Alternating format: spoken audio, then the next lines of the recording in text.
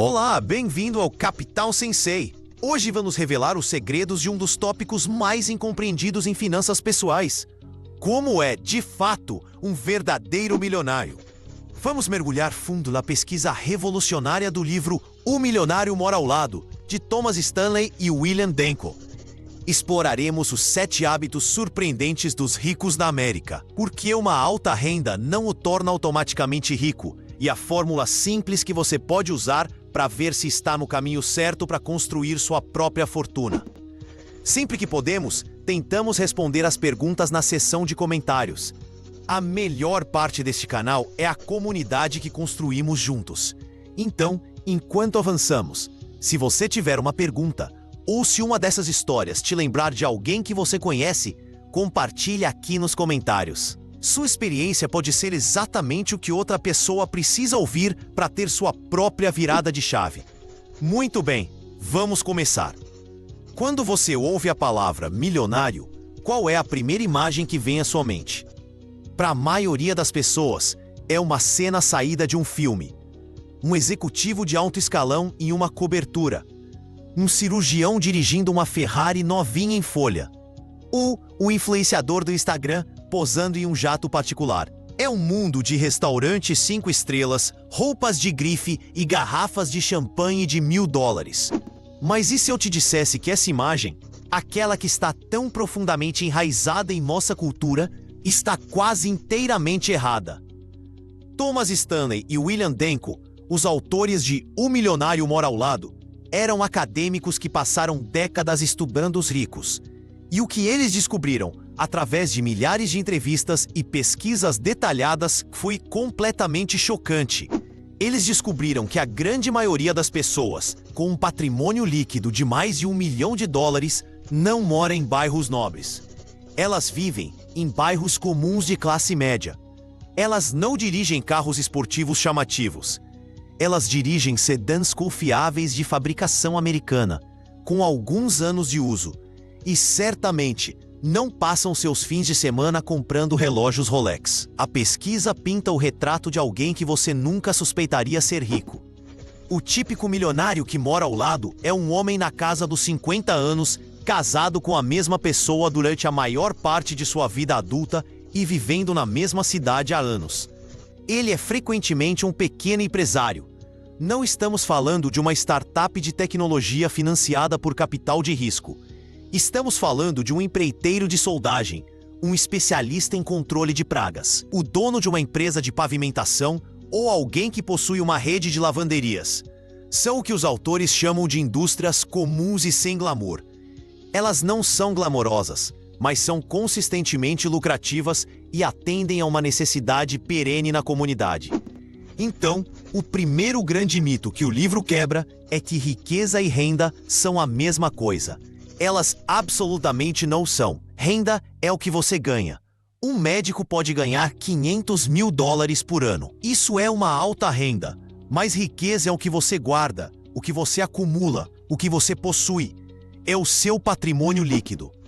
O médico que ganha $500 mil por ano pode estar gastando $510 mil por ano em uma hipoteca gigantesca, aluguel de carros de luxo e mensalidades de escolas particulares. Seu patrimônio líquido, na verdade, seria negativo. Enquanto isso, o encanador que ganha $90 mil por ano, mas economiza e investe 20% disso por 30 anos, poderia facilmente ter um patrimônio líquido de mais de $1,5 milhão. Quem é mais rico? É o encanador, de longe. O livro é sobre o encanador, não sobre o médico. Os autores identificaram 7 denominadores comuns entre esses milionários discretos. Não são segredos, são comportamentos e hábitos. O primeiro e indiscutivelmente o mais importante é que eles vivem com muito menos do que ganham. Este é o alicerce absoluto da acumulação de riqueza. Não se trata de ser um avarento ou viver uma vida de privação dolorosa. Trata-se de uma decisão consciente de priorizar a independência financeira em detrimento da exibição de status social. Eles têm uma lacuna significativa entre sua renda e suas despesas. E essa lacuna é o que financia seus investimentos e constrói sua fortuna. Pense nisso da seguinte forma: Sua renda é como um rio. Para a maioria das pessoas, esse rio flui para um lago de despesas e o lago está constantemente transbordando. Não sobra nada. Para o milionário que mora ao lado, esse rio flui para um grande reservatório.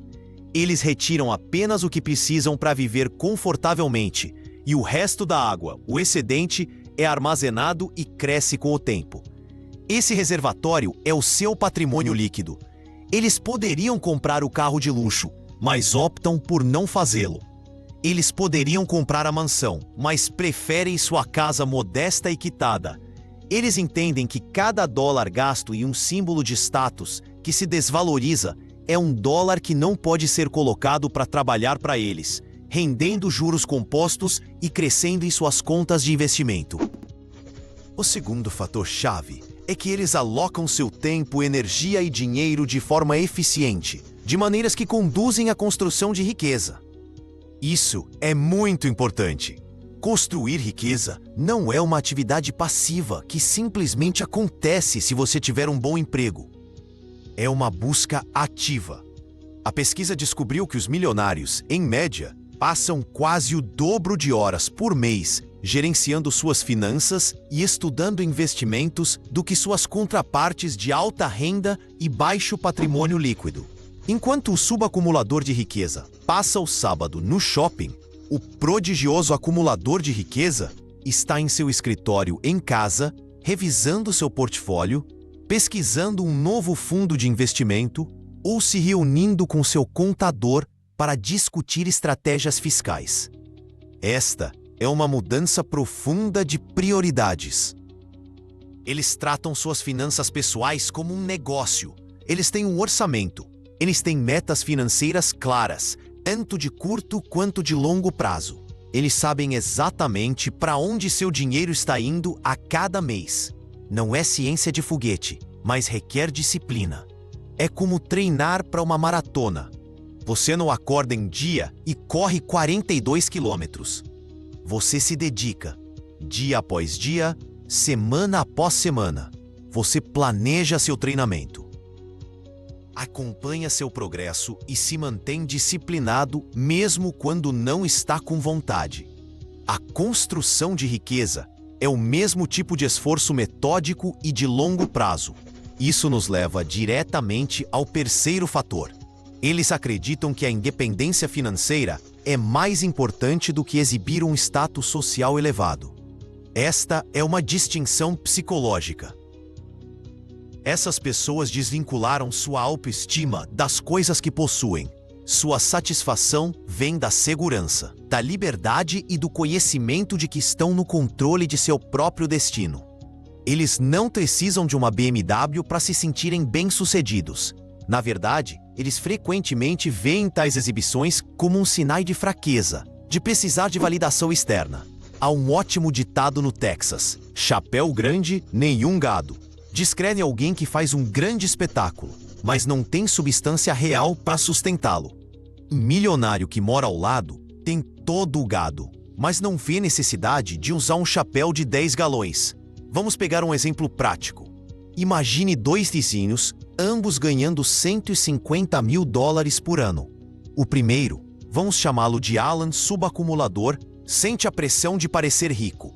Ele aluga uma Mercedes nova a cada 3 anos por $800 por mês. Ele compra uma casa de 400 metros quadrados com uma hipoteca enorme porque fica em um bairro de prestígio. Ele se associa ao clube de campo caro. Sua vida é uma corrida constante para fazer o próximo pagamento. Ele está em uma esteira de consumo. Seu vizinho, Pat prodigioso acumulador, compra um Toyota Camry de 3 anos de uso à vista. Ele mora em uma casa confortável de 200 metros quadrados com uma hipoteca gerenciável de 15 anos que ele está pagando agressivamente. Ele investe os $800 por mês que Alan gasta no aluguel de seu carro. Ao longo de 30 anos, esses $800 por mês, investidos a um retorno conservador de 8%, crescem para mais de $1.100.000, apenas com essa única decisão. Pat valoriza a liberdade. Alan valoriza as aparências. Essa única diferença de valores é o que separa os ricos do resto. Agora, uma descoberta realmente interessante e talvez controversa. O quarto fator é que seus pais não forneceram cuidado econômico ambulatorial. Esse é o termo dos autores para presentes financeiros regulares e significativos dados pelos pais aos seus filhos adultos e não dependentes financeiramente. Pense nos pais que pagam a entrada da casa dos filhos, compram carros novos para eles ou subsidiam seu estilo de vida ano após ano. Parece uma atitude amorosa e prestativa, certo? Bem, os dados mostram que é uma das maneiras mais eficazes de prejudicar a capacidade de uma pessoa de construir riqueza. Por quê? Porque ensina as lições erradas, cria dependência, incentiva o consumo em detrimento da poupança e do investimento. Quando um filho adulto sabe que mamãe e papai são uma rede de segurança financeira, ele nunca aprende a se sustentar por conta própria. Ele nunca desenvolve a disciplina de orçar, poupar e viver dentro de suas posses, porque nunca precisou de verdade. Ele se acostuma a um estilo de vida que não conquistou e não pode sustentar sozinho.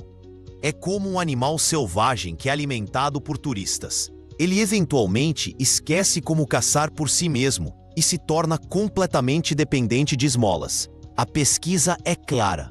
Quanto mais dinheiro os filhos adultos recebem de seus pais, menos riqueza eles acumulam por conta própria. Com base nisso, o quinto fator é que seus filhos adultos são economicamente autossuficientes. Este é o resultado direto do ponto anterior. Os milionários que moram ao lado, tendo construído sua riqueza através da disciplina e do trabalho duro, instilam esses mesmos valores em seus próprios filhos. Eles não apenas lhes dão um peixe, eles os ensinam a pescar. Eles ensinam a importância de uma boa educação, mas não apenas por um diploma chique. Eles enfatizam a escolha de uma área que tenha demanda econômica real. Eles ensinam o valor de $1, o poder dos juros compostos e a tolice da dívida de consumo. O livro compartilha uma regra poderosa que muitos desses pais milionários têm para seus filhos. Sua família não é um caixa eletrônico. Eles podem ajudar com a educação, um verdadeiro investimento no poder de ganho futuro de seus filhos. Mas depois disso, os filhos estão por conta própria. O objetivo é criar adultos produtivos e independentes, não dependentes perpétuos vivendo da fortuna da família. E o que acontece? Esses filhos, armados com a mentalidade certa e alfabetização financeira, muitas vezes se tornam milionários, continuando o ciclo de construção responsável de riqueza. O sexto fator é que eles são proficientes em identificar oportunidades de mercado. Como mencionamos anteriormente, uma porcentagem enorme dos milionários estudados são empresários autônomos. E eles são mestres em encontrar nichos lucrativos que outras pessoas ignoram. Eles não estão tentando inventar o próximo iPhone. Eles estão em negócios que atendem a necessidades fundamentais e contínuas. Coisas como gestão de resíduos, leilões, limpeza comercial e fabricação de componentes que entram em outros produtos mais glamourosos. Pense em uma grande corrida do ouro. Milhares de pessoas correm na esperança de ficarem ricas encontrando uma enorme pepita de ouro. As chances são pequenas, e a maioria voltará para casa sem nada. Mas quem ganha dinheiro garantido durante uma corrida do ouro? A pessoa que vende as pás, as picaretas, os jeans resistentes e a comida. Os milionários que moram ao lado são os que vendem as pás. Eles identificam uma necessidade no mercado, um serviço pelo qual pessoas ou outras empresas estão dispostas a pagar consistentemente, e constroem uma empresa sólida e lucrativa em torno disso, evitando os empreendimentos de alto risco e alto glamour que estampam todas as manchetes, mas raramente produzem riqueza duradoura para seus fundadores. Finalmente, o sétimo fator é que eles escolheram a profissão certa. Isso não significa necessariamente se tornar um médico ou um advogado, embora alguns o façam. Como vimos, muitos profissionais de alta renda são péssimos em construir riqueza. Escolher a profissão certa no contexto deste livro. Muitas vezes significa escolher ser seu próprio chefe. Ser autônomo oferece várias vantagens enormes para a acumulação de riqueza. Primeiro, seu potencial de renda não é limitado por um salário. Ele está ligado ao sucesso do seu negócio. Segundo, e isso é muito importante para os economistas, oferece enormes vantagens fiscais. Como empregado, seu salário é tributado primeiro e você vive com o que sobra. Como dono de um negócio, sua empresa gera receita. Paga por suas despesas legítimas, como veículos, suprimentos e até algumas viagens e refeições. E então você é tributado sobre o lucro que resta. Isso permite que você proteja legalmente uma parte significativa de sua renda de impostos e a reinvista no negócio para gerar ainda mais crescimento.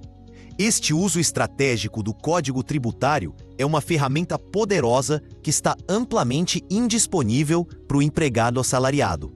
E é uma razão-chave pela qual tantos milionários vêm das fileiras dos autônomos.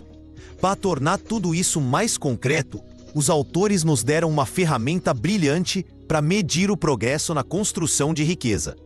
Eles criaram uma fórmula simples para determinar seu patrimônio líquido esperado. A fórmula é a seguinte: você pega a sua idade, multiplica pela sua renda familiar anual antes dos impostos e depois divide o resultado por 10. Vou repetir: sua idade vezes sua renda antes dos impostos dividida por 10. Esta não é uma lei científica perfeita, mas é uma regra prática fantástica. Vamos a um exemplo. Digamos que você tenha 40 anos e sua renda familiar seja de $100 mil por ano. Sua idade, 40, vezes sua renda 100 mil, dá 4 milhões. Divida isso por 10, e seu patrimônio líquido esperado é de $400 mil. Isso é o que um acumulador médio de riqueza na sua faixa de idade e renda deveria ter. Agora, é aqui que fica interessante. Os autores criaram duas categorias: prodigiosos acumuladores de riqueza, ou PARs, e subacumuladores de riqueza, ou SARs. Um PAR é alguém que tem pelo menos o dobro de seu patrimônio líquido esperado. Então, em nosso exemplo, a pessoa de 40 anos ganhando 100 mil seria um PAR se seu patrimônio líquido fosse de $800 mil ou mais. Estes são os verdadeiros milionários que moram ao lado. Eles são mestres do jogo. Um SAR, por outro lado, é alguém com menos da metade de seu patrimônio líquido esperado. Então, nossa pessoa de 40 anos seria um SAR se seu patrimônio líquido estivesse abaixo de $200 mil. Essas são as pessoas que, apesar de uma boa renda, não conseguem construir riqueza. Eles são a turma do muita posse e pouca posse. Podem parecer ricos, mas sua base financeira é fraca. Este cálculo simples pode ser um verdadeiro alerta. Ele muda o foco de quanto eu ganho para como estou me saindo com o que eu ganho. Essa estrutura PAR versus SAR nos leva a um conceito crucial do livro: jogar no ataque versus jogar na defesa. Jogar bem no ataque é sobre gerar uma alta renda. Médicos, advogados de ponta e vendedores de sucesso são ótimos no ataque. Mas como vimos, isso é apenas metade da equação. Jogar bem na defesa é sobre frugalidade, orçamento, poupança e investimento inteligente. É sobre proteger sua renda de ser desperdiçada em impostos e consumo. A tese central de O Milionário Mora ao Lado é que, para vencer o jogo financeiro, uma ótima defesa é muito mais importante do que um ótimo ataque. Muitas pessoas jogam um ataque incrível, mas não têm defesa alguma. Eles são os SARs clássicos. Eles ganham muito dinheiro, mas tudo escoa para fora. Os PARs, os milionários que moram ao lado, são muitas vezes decentes no ataque. Eles têm uma renda sólida de seus negócios, mas são campeões mundiais absolutos na defesa. Eles são faixas pretas financeiros na arte de manter e fazer seu dinheiro crescer. Vamos nos aprofundar nos custos desse estilo de vida de alto status que os SARs perseguem. É uma armadilha e é mais insidiosa do que apenas o preço de um único item. É uma série de despesas em cascata. Você compra a casa de 5 quartos no subúrbio exclusivo. O que acontece a seguir? Primeiro, seus impostos sobre a propriedade são astronômicos. Depois, você tem que mobiliar 5 quartos, não 2. Você não pode colocar móveis baratos em uma casa de $1 milhão, pode? Então você financia milhares de dólares em móveis de alta qualidade. Então seus vizinhos, que também têm casas caras, todos dirigem carros de luxo. Você começa a sentir que seu fiel Honda parece deslocado. Então você aluga um Lexus. Agora seu seguro de carro dobra. Seus vizinhos todos mandam seus filhos para uma escola particular que custa $30 mil por ano por criança. A pressão social aumenta. Você se associa ao clube de campo deles, que tem uma taxa de iniciação de $20 mil e mensalidades de $1.000. Espera-se que você faça viagens de esqui caras no inverno e férias na Europa no verão. É um ciclo interminável de consumo crescente. Cada compra de alto status gera outra. Você está trabalhando cada vez mais apenas para manter uma imagem, com muito pouco da sua alta renda realmente sobrando para construir riqueza real e duradoura. É uma gaiola dourada. O milionário que mora ao lado evita toda essa armadilha. Ao escolher um bairro modesto, eles se cercam de outras pessoas que compartilham seus valores. Não há pressão para competir com os vizinhos. Porque os vizinhos também estão dirigindo uma Ford F-150 de 10 anos de uso e procurando ofertas na loja de ferragens. Suas escolhas de estilo de vida criam um ciclo de feedback positivo que apoia a criação de riqueza. Assim como o estilo de vida do SAR cria um ciclo de feedback negativo que a destrói. Então, o que tudo isso significa para você, hoje? A mensagem de "o milionário mora ao lado" é incrivelmente empoderadora. Significa que construir riqueza não é um clube exclusivo reservado para herdeiros ou gênios de Wall Street. É um resultado previsível de um conjunto específico de hábitos disciplinados que estão disponíveis para quase qualquer pessoa. Trata-se de jogar na defesa primeiro. Trata-se de fazer uma escolha consciente de valorizar a liberdade financeira mais do que o status social. Trata-se de reconhecer que as pequenas decisões diárias, levar o almoço em vez de comprá-lo, investir $100 extras em vez de trocar de celular, pesquisar um investimento em vez de maratonar uma nova série, são as coisas que, com o tempo, se acumulam em uma vida de independência financeira. O livro é um manual. Ele mostra que a acumulação de riqueza está mais ligada ao seu comportamento do que ao seu contra-cheque. É sobre diligência, planejamento e viver com intenção. O milionário que mora ao lado não é uma espécie diferente de ser humano. São pessoas comuns que fizeram uma série de escolhas inteligentes e consistentes ao longo de um longo período. Eles encontraram uma maneira de ganhar a vida decentemente, mas mais importante, tornaram-se mestres em guardar, proteger e fazer o dinheiro crescer. O caminho para se tornar um milionário não é um bilhete de loteria secreto. É um mapa exposto à vista de todos. Ele não começa com seu próximo grande aumento, mas com sua próxima escolha. A escolha de poupar em vez de gastar, de investir em vez de impressionar e de construir uma vida de substância e liberdade. Uma decisão disciplinada de cada vez. Esse é o verdadeiro segredo do milionário que mora ao lado.